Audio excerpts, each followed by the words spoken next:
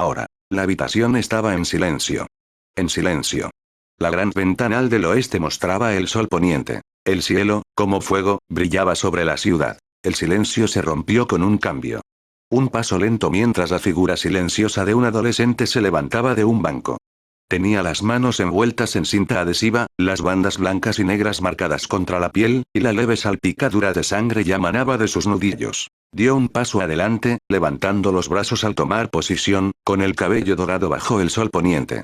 Un golpe sordo de carne contra el acolchado, seguido de otro y otro. Su camiseta negra ya estaba empapada de sudor, sus ojos rojos brillaban mientras un puñetazo tras otro se lanzaba contra el saco. Al principio lento, desafiante.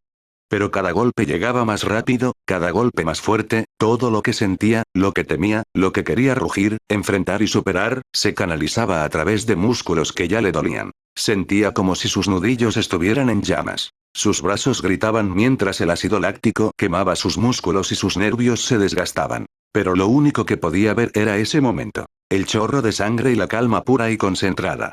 Ese momento en el que Izuku tomó una decisión y la cumplió sin dudarlo. Gritó y lanzó un último puñetazo, su peculiaridad chispeó a través de la cinta mientras se estrellaba contra la pesada bolsa y luego la atravesaba con el sonido de un disparo. La arena se derramó al suelo mientras Bakugou se desplomaba contra la forma deformada de la pesada bolsa. Mierda.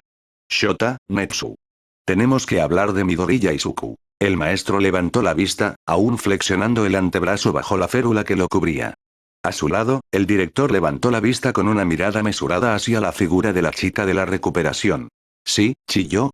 ¿Qué has encontrado? Netsu estaba tranquilo, pero había una energía, una curiosidad, que acechaba bajo su figura. A su lado, Aizawa permanecía callado y tenso, escuchando atentamente. Por fin conseguí los expedientes del chico. Todos respiró hondo y les pasó una tableta. El profesor la levantó para que él y Netsu pudieran ver cómo aparecía un sencillo retrato del adolescente. Revisé todo esto. Pasé casi toda la noche buscando a los médicos que le hicieron el examen inicial y a los diversos especialistas que revisaron diferentes aspectos de sus cambios. ¿Cambios? Aizawa estaba atento, y cuando el modelo comenzó a cambiar, lo observó con los ojos entrecerrados. Como saben, la simulación en la que estuvo retenido emuló todo su cuerpo mediante el uso de la peculiaridad de la digitalización. Lo que la gente no sabía, hasta que Midori ya salió de la simulación, era que su cuerpo era tratado como si estuviera siendo sometido a la simulación, mediante un programa específico. Abrió una nueva página, con el logo de Island en grande y marcado como confidencial. Ese programa fue desarrollado por un equipo conocido como Lazarus. Apareció otro símbolo, un Ouroboros estilizado, dibujado con suaves líneas rojas alrededor del bastón de Asclepio. El programa se diseñó originalmente como un simulador de lesiones y exposición para mapear la curación en cuidados a largo plazo. Pero fue robado junto con el simulador de encuentros ambientales. El simulador ese es en el que quedó atrapado Midoriya, asintió Aizawa, mientras las piezas empezaban a formar una imagen inquietante. Exactamente igual. El programa que crearon se encargaba de simular el estrés de la muerte y el combate en el cuerpo humano, y luego, mediante una modificación de Akiko Sugo, reconstruyó y sanó el cuerpo que simulaba, y lo mejoró. Cuanto más estresante era la simulación, mayor era el dolor, el agotamiento y el esfuerzo, mayor la respuesta a las amenazas y las lesiones que sufría, el cuerpo se mejoraba para afrontarlas. La única parte que no se modificaba era el sistema nervioso central. En cambio, simplemente se renovaba a su estado original, a menudo en medio de una respuesta de lucha o huida. En la pantalla, aparecieron paneles que señalaban una docena de puntos del cuerpo. Aizawa apretaba la pantalla con la mano izquierda, que no estaba lesionada, con tanta fuerza que el cristal crujió bajo su agarre. Se mostraron una serie de números. Duración del tiempo percibido en simulación. 384 días, 17 horas, 3 minutos, 2 segundos. Niveles de estrés superiores a la medición registrada. La tasa de crecimiento aumentó al 359,3% del desarrollo normal esperado. Mierda, ¿cómo puede estar cuerdo? Aizawa contuvo las ganas de gritar, solo para oírlo de Netsu. Puede que no lo sea, dijo el director, entrecerrando los ojos mientras revisaba el historial médico. De hecho, dudaría en llamarlo humano. No después de los cambios que ha sufrido. Izuku estaba de pie en la azotea de la UA, con las manos en los bolsillos de su chándal y una camisa verde suelta ondeando con la brisa del centro. El sol se había puesto hacía apenas unas horas, y con él, había despertado. Caminó sobre el asfalto del tejado, descalzo sobre la piedra áspera, y empezó a moverse. Primero, estiramientos lentos para relajar los músculos, para evaluar su propio cuerpo y su capacidad. No era tai chi, aunque conservaba la misma gracia lenta. No era yoga, a pesar de la flexibilidad de sus movimientos, con su falta de posturas fijas. Era salvaje. Lo avanzó lentamente, cada paso y giro cargados de determinación y empuje. Podría hacerlo más rápido, usar las fuerzas explosivas de torsión de las que era capaz, pero ese no era el objetivo. El recuerdo lo atravesó de repente. No te apresures, chico. En el momento en que te apresures, en el momento en que dejes de pensar, es el momento en que te atraparán. Entonces, en lugar de apresurarse, disminuyó la velocidad. Cada paso llevaba su tiempo. Cada giro era lento, deliberado y medido. Cada puñetazo, cada estocada y cada golpe mortal que conocía y atravesaba eran glaciales. Sin embargo, la tensión solo aumentaba. Al aguantar cada fase, sus músculos se tensaban por la fuerza de la flexión, incluso mientras se relajaban lentamente. Cuando la luna subió y el aire se enfrió, Izuku finalmente se detuvo lentamente. Podrías haber dado un paso adelante, Sensei. El balanceo y el paso del héroe profesional eran diferentes a los de Aizawa. Aizawa era una serpiente, una sombra, un destello de tela en el viento que golpeaba como un martillo. Snipe era una presencia. Su capa era gruesa y pesada, su armadura, estilizada, y su cabello con rastas y máscara eran casi icónicos, y su arma predilecta era una amenaza, siendo uno de los pocos héroes con un arma y la disposición para usarla. E incluso ahora, sin toda la ropa y las armas, vestido solo con una camiseta blanca y vaqueros azules, todavía cargaba con su propio peso metafísico. Parecía que lo estabas resolviendo muy bien, muchacho.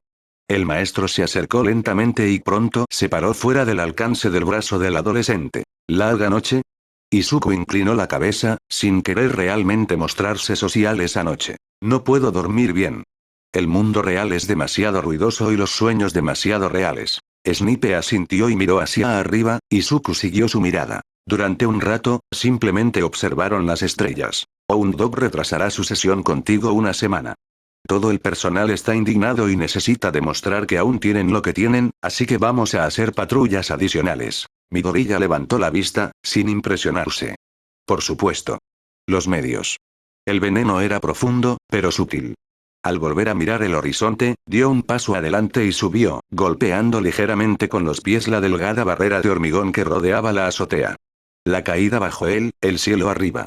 Por un instante, Izuku respiró hondo, mientras que detrás de él, Snipe se tensaba, listo para abalanzarse y atrapar al adolescente si demostraba ser inestable. Y entonces, Izuku abrió la boca y comenzó a cantar. Era un gemido mudo, más bien un gemido y una llamada operísticos. Pero la emoción era intensa. Era una determinación más allá de la muerte. Un dolor infinito que solo la victoria rompe. En el viento de la noche, no se oía, pero la canción no era para la gente de abajo.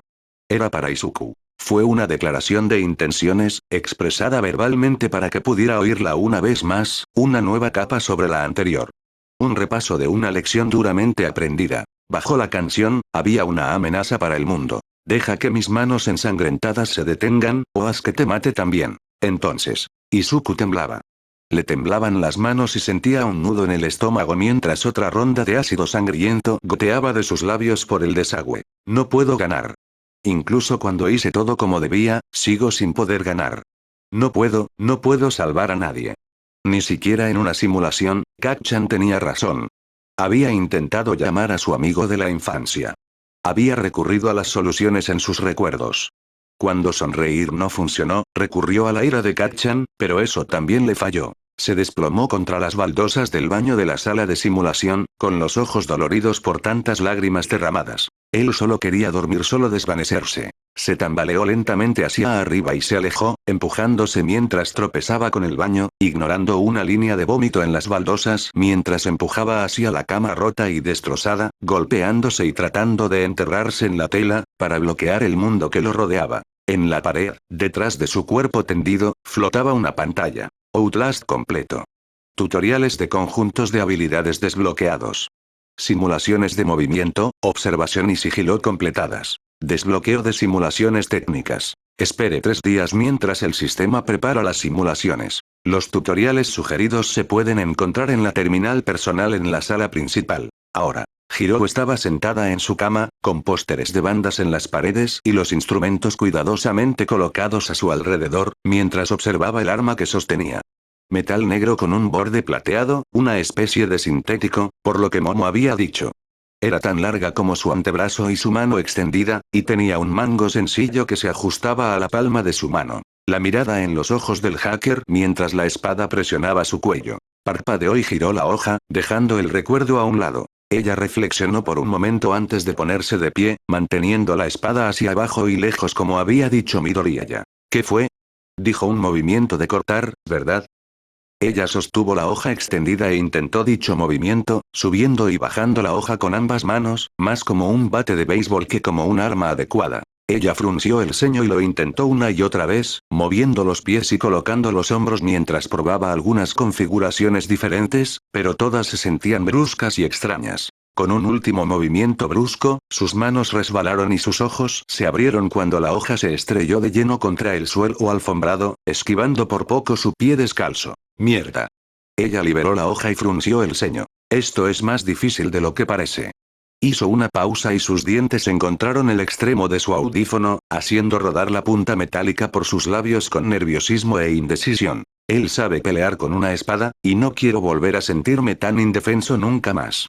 Asintiendo, tomó su resolución. Ahora solo espero que esté de acuerdo. Entonces, División de Investigación de la isla. Media docena de investigadores estaban sentados alrededor de una mesa, con los ojos cerrados por el cansancio o con la mirada perdida en la distancia por pura frustración. Toda nuestra investigación, trabajo y esfuerzo, la que hablaba era una mujer mayor, con los ojos rojos por las lágrimas y el pelo largo, seco y brillante, color aguamarina recogido en un moño despeinado.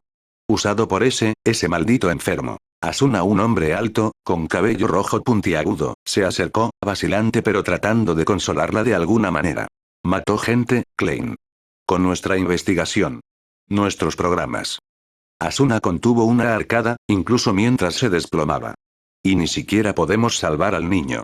Porque la simulación lo mantiene con vida y no podemos activar la expulsión sin reiniciar el sistema, lo que lo mataría. Al fondo de la sala, con ojeras, un hombre negro corpulento, con la piel cubierta de escamas, tecleaba en una consola. Dios mío, el chat de esto solo está empeorando. Hay unos cabrones que se están poniendo cachondos con la tortura del chaval, y estoy intentando moderar y banear lo antes posible, pero también hay un montón de gente que está investigando los juegos. Rayos. Tengo un montón de enlaces aquí. Carreras de velocidad, guías tácticas, mapas de niveles, historias de personajes. Guárdalo todo, ágil. Lo necesitaremos, ya que mi antiguo caché de datos fue asaltado cuando robó el sistema. Al otro lado de la habitación, con los bigotes y las orejas felinas moviéndose, y con la mirada perdida en la distancia, Argo se bebió otra botella de cerveza, amontonándola entre las 12 que ya tenía a su lado. Dios mío. No puedo creer que ese cabrón haya usado mi simulador de entorno. Maldito cabrón. Los 4 lideraron lo que antes se llamaba Proyecto Campo de Entrenamiento. Aprovechando la peculiaridad de Sugo en cuanto a digitalización y sus diseños básicos, dedicaron 8 largos años a la ingeniería inversa de los datos que éste les proporcionaba. Con copias digitales de todo tipo de material, crearon bases de datos que reflejaban cómo se veía el mundo en una computadora, crearon simuladores de prototipos tan precisos que podían simular la descomposición y la destrucción de casi cualquier cosa, y podían observar reacciones en tiempo real al exponerse a prácticamente cualquier entorno o desastre natural. Y entonces Sugo empezó a experimentar con pruebas en vivo. Ratones, ratas, conejos, perros, gatos, serpientes y arañas. Incluso convenció a Asuna, la responsable de simulaciones médicas, para que le permitiera usar algunos de sus programas. Su equipo, Lazarus, había creado la inteligencia de simulación de estrés de entidades biológicas BESI. Era la vanguardia de las simulaciones médicas. Era revolucionaria y con su investigación, se habría terminado más rápido y a menor coste. Podría haberse lanzado con años de antelación. Y ahora estaba resucitando a un adolescente muerto una y otra vez para que el mundo lo viera. Los 4 protagonistas de la sala estaban angustiados. Pero no tanto como el más joven, el niño prodigio entre ellos. Cardenal Yui. La adolescente yacía, incluso ahora, desmayada en un catre en un rincón, con los ojos hinchados tras días de llanto. Asuna había sido su profesora, a pesar de pertenecer a departamentos diferentes.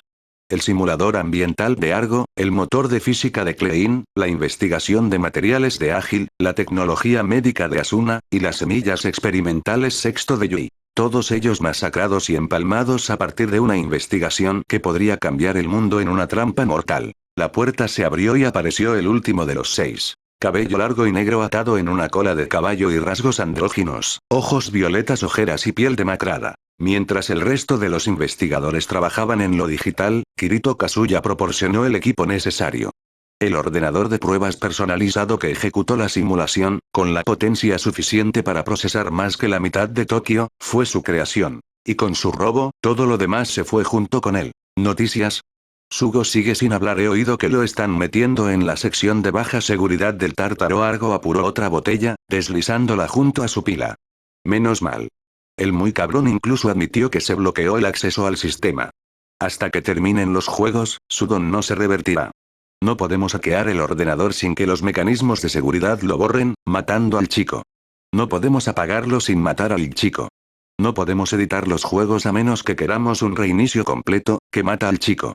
Lo único a lo que tenemos acceso es a la transmisión en vivo, y ni siquiera podemos cortarla.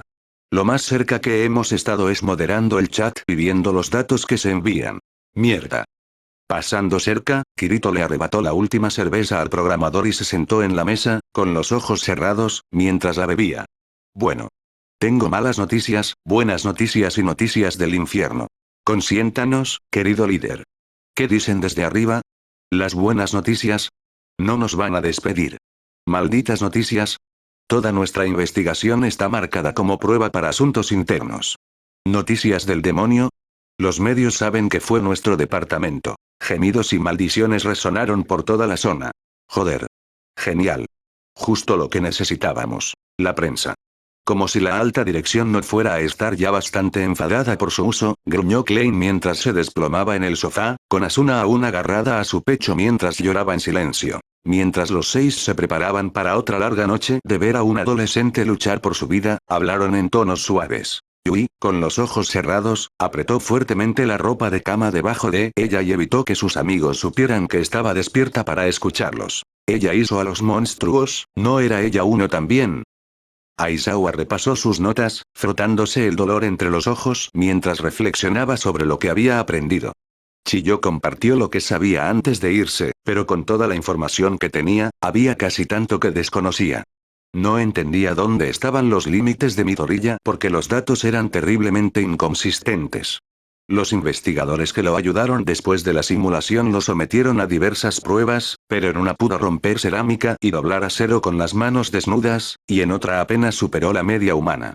Los resultados fluctuaban enormemente según las acciones de Izuku, y eso sin contar las pruebas canceladas o consideradas poco éticas. Al final, sabían que Midoriya era peligroso, pero solo si lo provocaban. Su reacción habitual ante los flashbacks era encogerse y marcharse, ignorando a quienes lo rodeaban mientras se lo quitaba de la cabeza. Era aún más peligroso cuando lo atacaban con urgencia. Un informe médico reveló que un médico que ignoró esa advertencia le había clavado un bisturí en la mano contra una mesa. La hoja del bisturí se había clavado en el acero de la mesa. Tuvieron que arrancarle la mano. Y eso fue antes de que llegaran los informes psicológicos, con otro tono inconsistente. 4 terapeutas diferentes habían intentado examinarlo y hablar con él, y las respuestas abarcaban desde llamar a Midoriya un psicópata sin emociones ni remordimientos, hasta un TEP de una magnitud inaudita, pasando por debates sobre la represión emocional y el agotamiento. Aizawa había pasado la mayor parte de la noche intentando comprender cómo había cambiado Midoriya desde que salió de la simulación. Incluso ahora, tenía más preguntas que respuestas. También tenía asuntos que atender de inmediato. Las exploraciones más recientes de Midoriya, sobre todo tras Auzg, eran aterradoras. Su metabolismo mostraba signos de una actividad desmesurada, comparable a la de los competidores olímpicos más intensos, aunque se había ralentizado para cuando llegó al ala médica.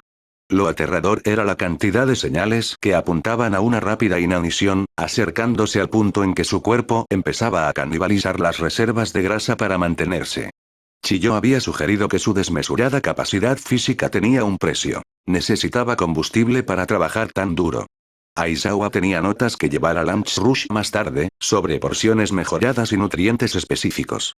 Además, necesitaba hablar sobre guantes de mayor impacto. Una de las manos de Midori ya tenía fracturas finas en la mitad de los nudillos.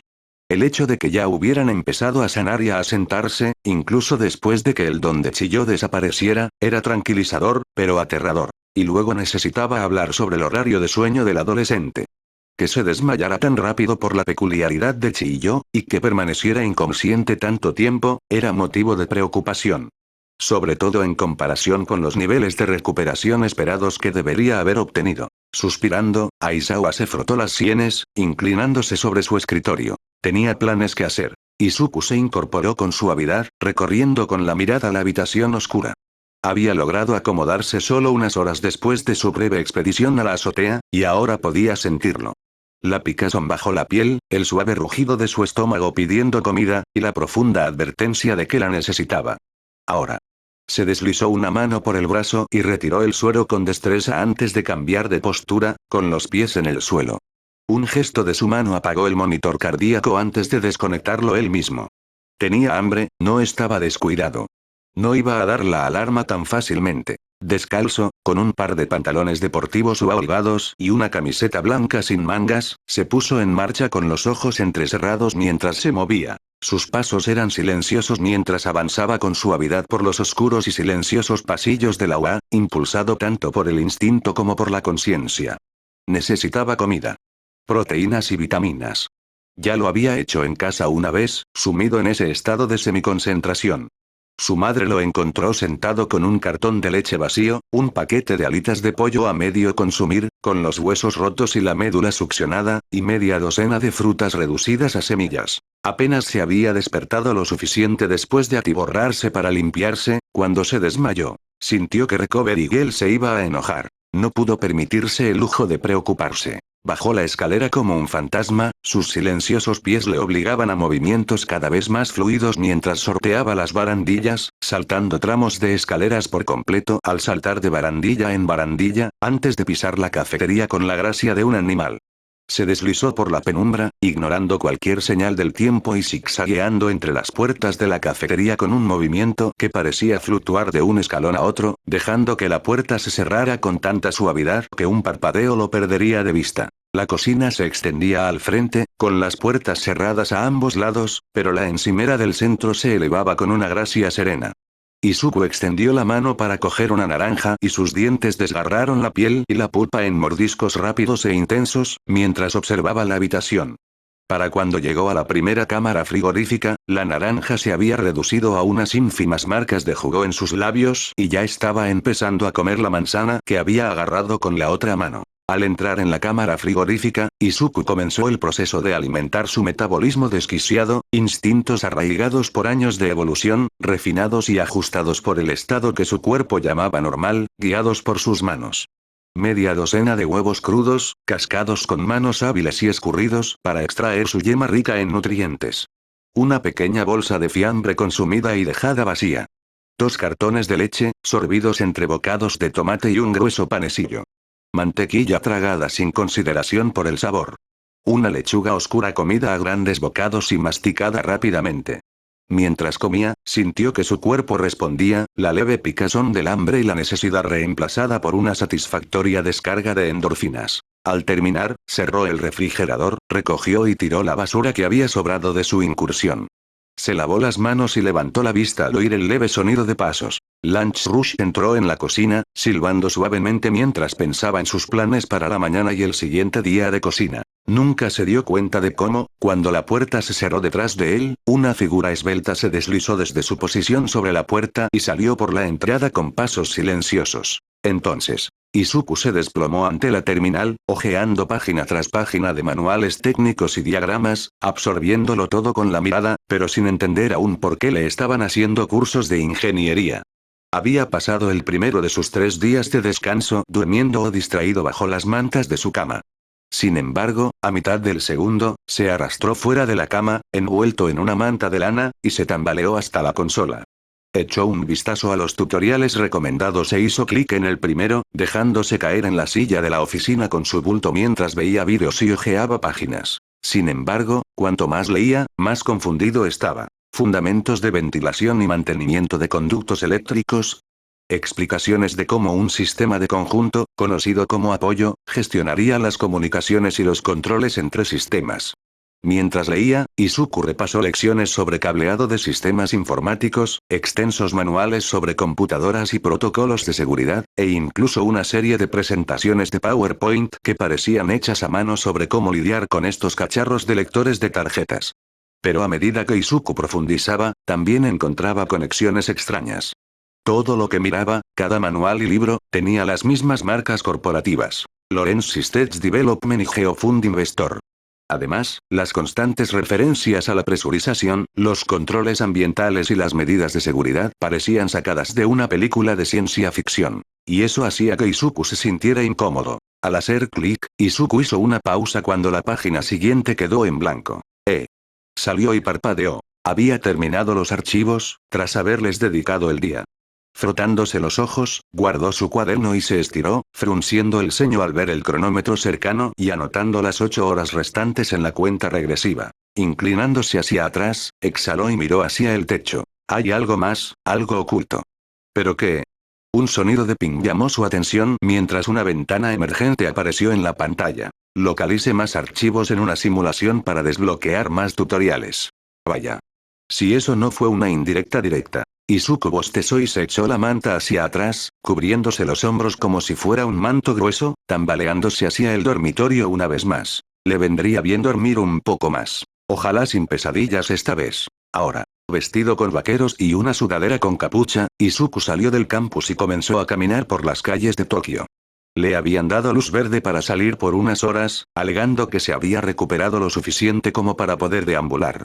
El hecho de que se hubiera pasado la mañana destrozando un saco de boxeo por pura molestia por estar encerrado en el edificio pudo haber contribuido. Se cambió la capucha para poder guardar su cabello y solo le tomó unos minutos entrar a una tienda de conveniencia para comprar un par de lentes de sol y una botella de jugo de uva. Estaba inquieto.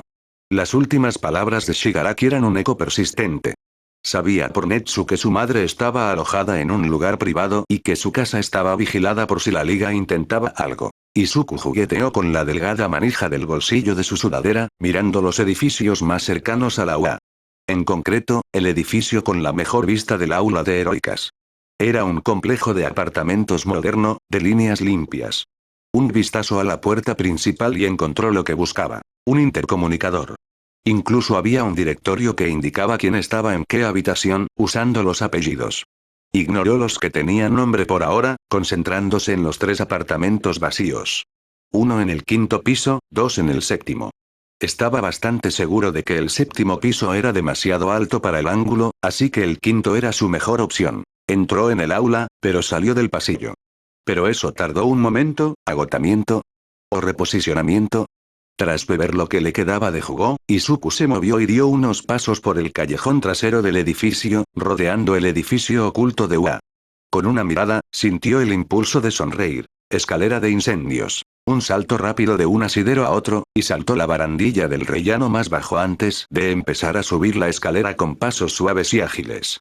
En el 5.º, miró por la ventana y vio el pasillo vacío que se extendía desde el ascensor, al fondo, hasta la escalera de incendios donde se encontraba. 5, 3, allí. La ventana fue fácil de arreglar. Un chasquido de muñeca alineó la delgada navaja que tenía en la mano con el pestillo. Un momento de cuidadoso toqueteo con la navaja y esta hizo clic, dejándolo entrar. Se deslizó por el pasillo, comprobando los números de los apartamentos hasta llegar a la puerta, donde echó un vistazo a la placa vacía junto a ella. La navaja se deslizó por el hueco entre la puerta y el marco, y con un clic la abrió y entró en el apartamento vacío. Atravesó habitaciones blancas y vacías. La alfombra estaba tan cubierta de polvo que pudo distinguir otro par de pasos que se arrastraban y deambulaban por ellas, y una serie de remolinos que le recordaron a Kurohiri, el villano con poderes de disformidad. Se movió hasta encontrar la ventana correcta, con pasos tan densos que el polvo se disipó a su alrededor, y se agachó, con la mano extendida mientras observaba los ángulos. Transformarse de aquí y de aquí. El ángulo es correcto, pero solo es la puerta de salida. lo que significa que ambos aparecieron aquí. Miró a su alrededor y lo vio. En la alfombra polvorienta, hubo una leve perturbación, antes de desaparecer. ¿Una segunda salida? Mirando con atención, Izuku distinguió tenues remolinos en la alfombra donde esperaba que estuvieran los portales. Flujo de aire, hay un efecto de succión cuando se abren.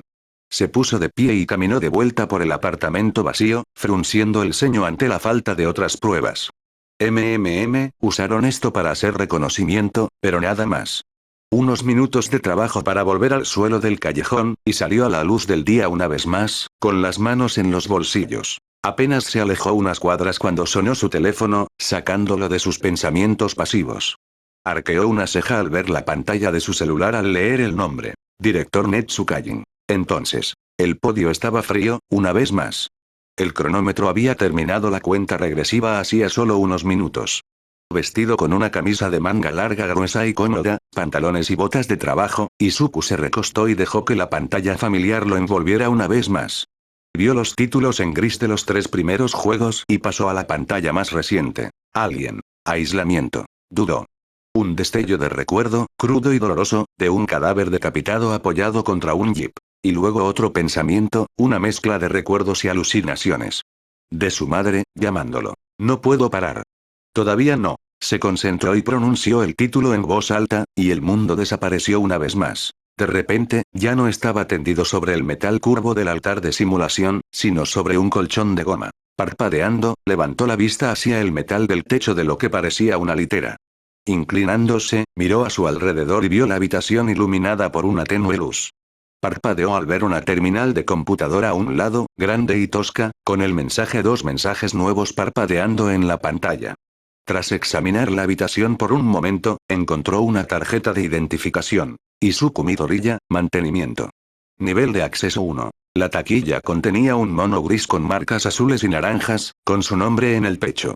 También contenía un pequeño kit de herramientas y unos auriculares con linterna. Colocó todo su equipo en el pequeño mostrador de su habitación, se dirigió a la terminal de la computadora y abrió sus mensajes. 2 mensajes nuevos. Aviso de empleo. Advertencia. Toque de queda de seguridad. El anuncio de empleo era claro. Bienvenido a la estación de Sebastopol y al empleo de Lawrence Systems Technology, gracias por unirse a nosotros como parte del equipo de desmantelamiento, esperamos que mantenga una ética de trabajo íntegra y eficiente. Nada en él parecía extraño. El otro mensaje, sin embargo. Alertas apoyo. Atención a toda la tripulación. Con efecto inmediato, la estación entra en un bloqueo de alta seguridad. Todas las comunicaciones salientes están desactivadas y la seguridad aumenta a prioridad 4. Por favor, no se asusten.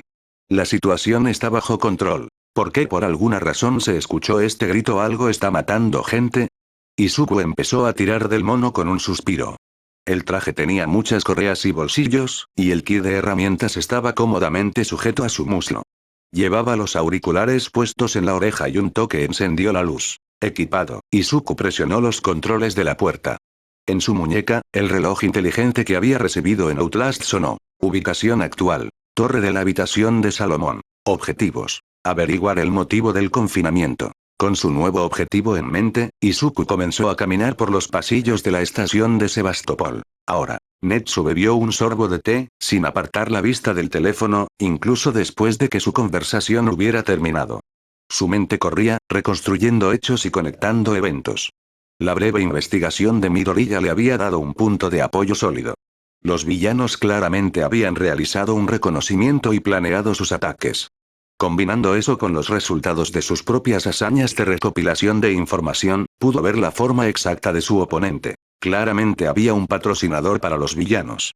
La reunión y financiación de tantos villanos para una pelea tan breve, la planificación, la enorme complejidad biológica del gnomo y el cazador, el equipo que se les había dado a los villanos que interceptaron a los maestros. Este no era un grupo pequeño de locos desilusionados.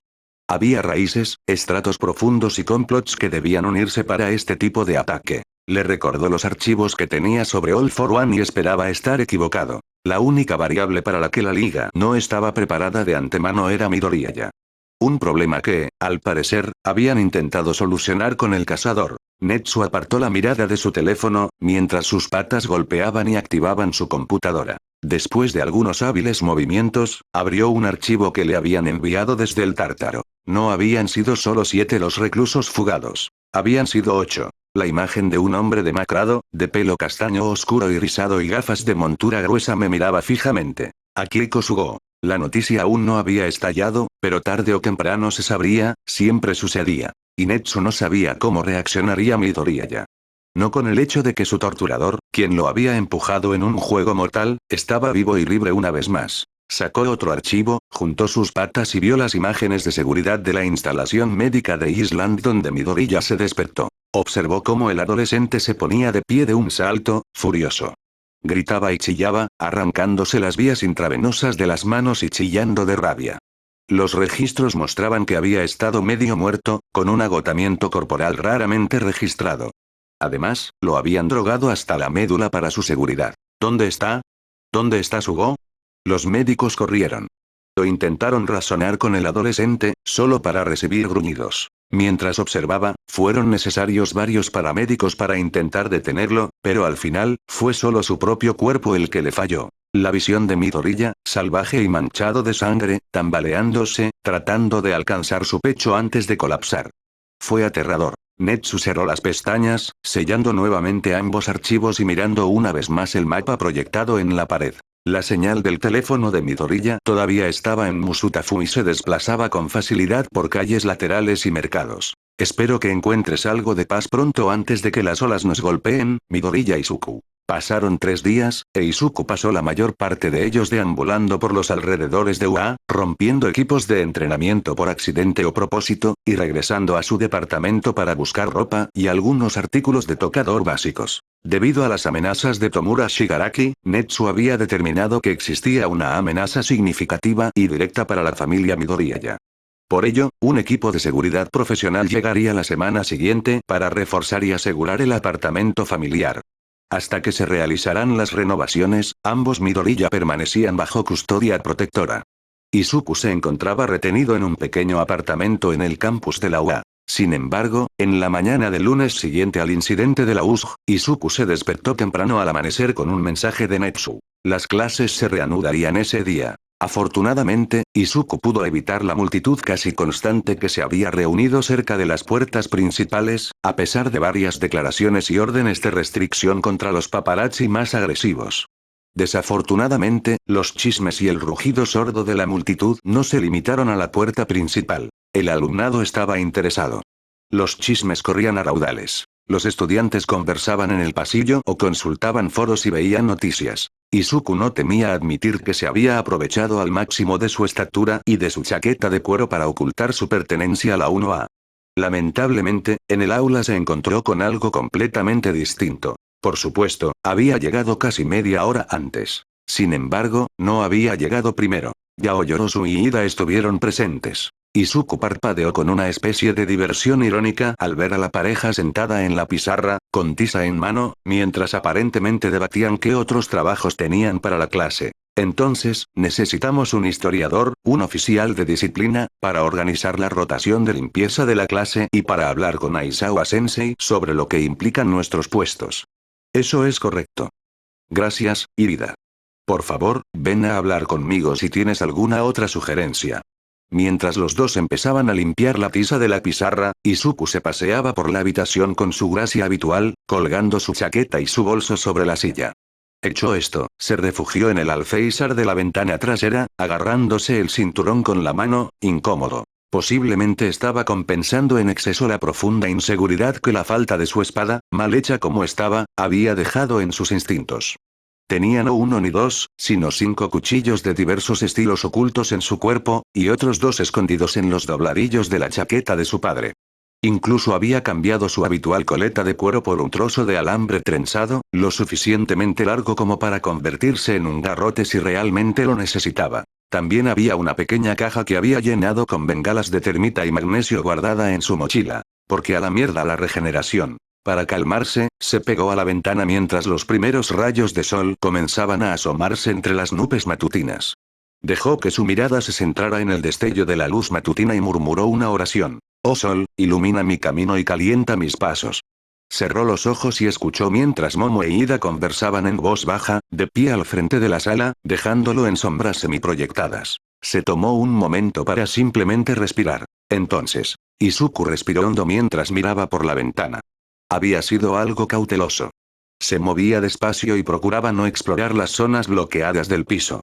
Pero no esperaba esto. Cuando el pasillo llegó al borde de la torre, se dividió hacia ambos lados, con dos puertas cerradas en cada dirección. Pero en la intersección había una ventana que daba hacia afuera. Y estaba mirando hacia el espacio. Desde el lado derecho se alzaba un planeta con una curva sombría y con los remolinos y colores de un gigante gaseoso. El negro profundo del espacio llenaba el resto, estrellas tan brillantes y definidas que le quitaban el aliento estaban grabadas en el vacío. Solo pudo tomarse un momento y respirar. Lamentablemente, su momento pronto se arruinó. Un grito lejano resonó desde el salón que acababa de abandonar. Una voz humana. Izuku miró a su alrededor por un momento, y parpadeó antes de agacharse, cerrando su mano sobre un trozo de tubería desechado casi tan largo como su altura. Fue mejor que nada. Ahora. Izuku parpadeó y miró a las dos chicas que estaban cerca de su escritorio, con los ojos entrecerrados mientras se concentraba en los dos rostros decididos que lo miraban. Disculpe.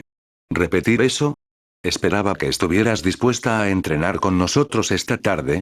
Yao Yorosu estaba ligeramente sonrojada, con las manos entrelazadas en su cintura. Sí, tengo algunas preguntas sobre el combate con espadas. Hiro fue mucho más directo y menos cohibido ante su petición. Izuku se movió, cruzó los brazos con la mirada, fijos en ellos. Razones para no asistir surgieron en su mente. Nunca le había enseñado a nadie a luchar. Aún lo consideraban inestable. Estaba inquieto. No podía garantizar que aprendieran sus lecciones. Que quisieran aprender lo que él sabía, pero no pudo evitar la mueca sardónica en sus labios. El eco de Solaire riéndose de un chiste. Claro. Estoy libre. ¿Tienes alguna sala de entrenamiento en mente? Yao Yorosu sonrió radiante. Le preguntaré a Aizawa-sensei cuando terminen las clases.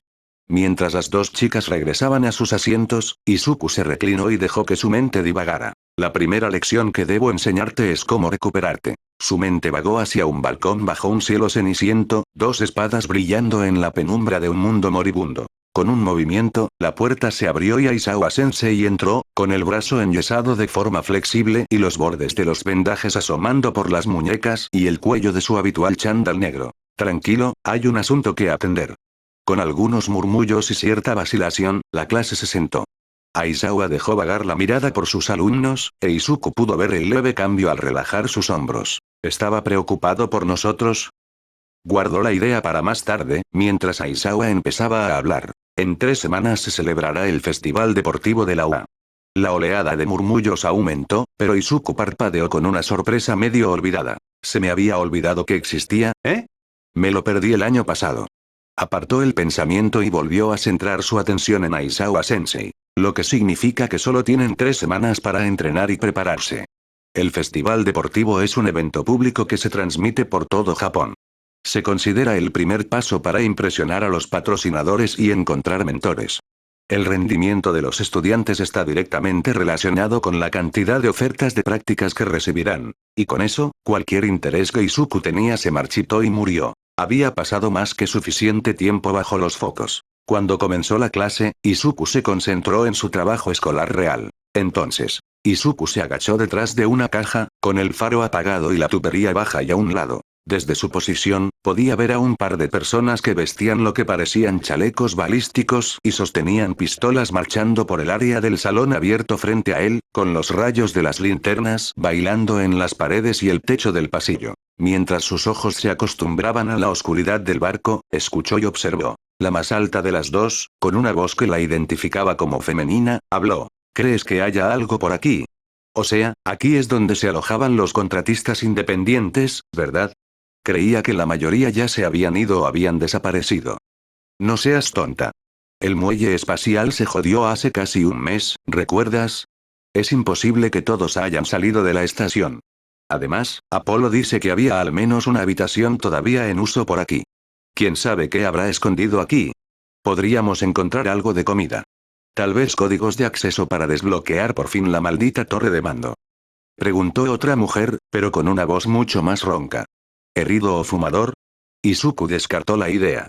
Sí, sí. Joder. Al menos no estamos en el puto almacén. ¿Te has enterado de lo loca que ha sido la cosa ahí abajo? Sí. Marshall ha estado hablando de cerrar por completo esa mitad de la torre. Pero si recuerdas, la última cuarentena que hicimos no funcionó. Y eso sin contar los suministros que necesitamos de las reservas. Sí, ni hablar, dijo con una risita sin alegría. La última cuarentena nos dejó sin comunicación y con San Cristóbal encerrado y convertido en una morgue. Poner el equipaje en cuarentena nos mataría más despacio que lo que sea que viva ahí abajo. Tras calmarse, los dos centinelas siguieron adelante, echando solo un vistazo al pasillo lateral desde el que Izuku estaba mirando. Mientras esperaba que los pasos se desvanecieran suavemente, Izuku se concentró en los puntos clave. Es decir, que todo esto empezó en un lugar llamado San Cristóbal, donde quiera que fuese. Que el área de equipaje era un lugar peligroso. La torre de mando necesitaba códigos de acceso. Un turno y sacó su cuaderno del sistema. Bueno, comencemos. Ahora. Al terminar la clase de literatura de cementos, la clase se interrumpió y todos recogieron sus mochilas y papeles antes del almuerzo. Y Uraraka estaba entusiasmado. El festival deportivo va a ser genial. Miró a su alrededor, observando a sus compañeros, a sus competidores. ¿Patrocinios? ¿Entrenamiento de élite? ¿Una oportunidad de demostrar su valía ante el mundo entero? ¿Cómo podría resistirse? Por toda la clase se oían murmullos y conversaciones en voz baja. Pero podía verlo, como la mayoría de la clase se entusiasmaba, preparándose y planeando el próximo evento. Atrás, Midoriya estaba de pie y hablaba suavemente con Koda, y Uraraka se concentró en él. Había figuras poderosas como Todoroki y Bakugou con las que tendría que luchar. Había personas a las que consideraba amigos con las que tendría que enfrentarse. Pero el terror que llevaba Midoriya la asustó. Ella todavía veía ese momento, las salpicaduras de sangre y la fría confianza, libre de culpa o vacilación. Midoriya la miró, marcando su atención y desestimándola, antes de darse la vuelta mientras continuaba su conversación mitad hablada mitad en señas con la clase muda. Dejó que su coraje creciera. Si tenía que enfrentarse a Midoriya, lo llevaría al límite. Era una promesa. Mientras ella y el resto de la clase salían a almorzar, notó que la tensión aumentaba poco a poco. Las miradas de los demás estudiantes al pasar el 1A. Cuando miró hacia atrás, Izuku y Koda habían desaparecido, dirigiéndose en una dirección diferente. Entonces, los ascensores estaban completamente cerrados. 2 guardias en cada hueco. Retirándose de donde los había estado observando, medio oculto en un respiradero, Izuku abrió el mapa que había copiado en su diario, trazando las líneas de su paso para intentar encontrar una nueva salida de la zona residencial. Hacía tiempo que había dejado su tubería atrás debido a las estrechas esquinas y ángulos incómodos de los pasillos, y al tamaño aún más pequeño del respiradero. Incluso ahora, trabajaba bajo los tenues reflejos de la luz, con la linterna frontal apagada, mientras descifraba los planos. Ascensor de suministros, acceso manual, escaleras, dame algo. Pasó las páginas, buscando salidas en su mapa mientras intentaba encontrar. Allá. Izuku empezó a moverse.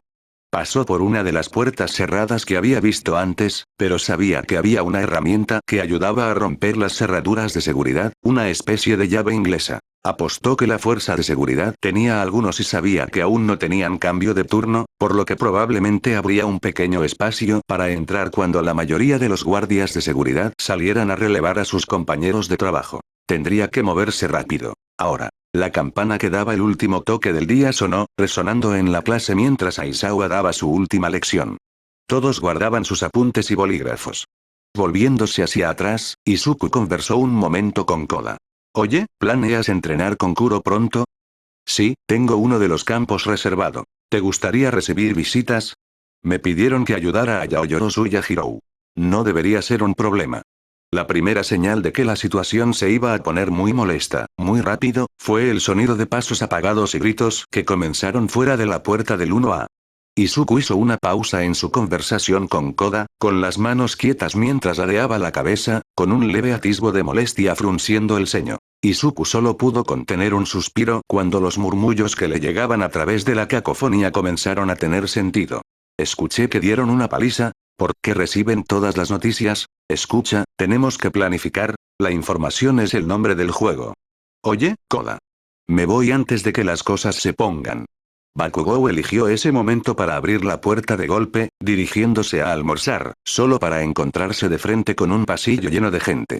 Atestado. ¿Podemos ayudarlos a todos? La voz de Bakugou era sarcástica y seca, pero al menos todavía no estaba lanzando insultos. Izuku contuvo una maldición y se giró hacia la ventana. Necesitaba salir. No quería lidiar con imbéciles que no entendían la gravedad de... ¡Qué panda de ególatras y monstruos violentos! Izuku se quedó paralizado, convulsionando, antes de plantarse. Koda lo miró con los ojos muy abiertos. Midoriya. Quería estar en el curso de héroes, pero como muchos otros, me vi obligado a tomar un camino diferente. No lo logré la primera vez, pero ahora tengo otra oportunidad. Si alguno de nosotros tiene un buen desempeño en el festival deportivo, los profesores pueden transferirnos al curso de héroes. Y si nos ascienden, alguien más baja. Quizás algunos solo estamos aquí para observar a la competencia. Pero yo, estoy aquí para declarar la guerra. El adolescente de cabello morado miró con desprecio y concentración. Koda se estremeció cuando sintió que se le erizaba el vello de los brazos. Declarar la guerra. Las palabras cortaron el parloteo de la sala como una hoja de afeitar. Midoriya Izuku se giró, con los ojos medio cerrados y el cuerpo aparentemente relajado mientras caminaba hacia la puerta. Los diversos estudiantes parecieron retroceder, con los ojos muy abiertos ante la pura presencia que emanaba. No quieres la guerra. Quieres la competencia. Anhelas el choque de voluntades e intenciones. Él inclinó la cabeza ligeramente. Así que adelante. Lucha contra nosotros. Te invito. Ven con nosotros, arrójate contra nosotros como las olas. A ver quién se rompe. Pasando junto a Shinzou, habló una vez más con voz suave. Te garantizo que los monstruos violentos te harán pedazos. Mientras se alejaba, gritó. Nos vemos en el festival deportivo. En voz baja, murmuró una cosa más, y detrás de él, Hiro parpadeó, antes de caminar hacia Koda. Dijo que tenías un campo de entrenamiento donde podríamos encontrarnos. ¿Es seguro?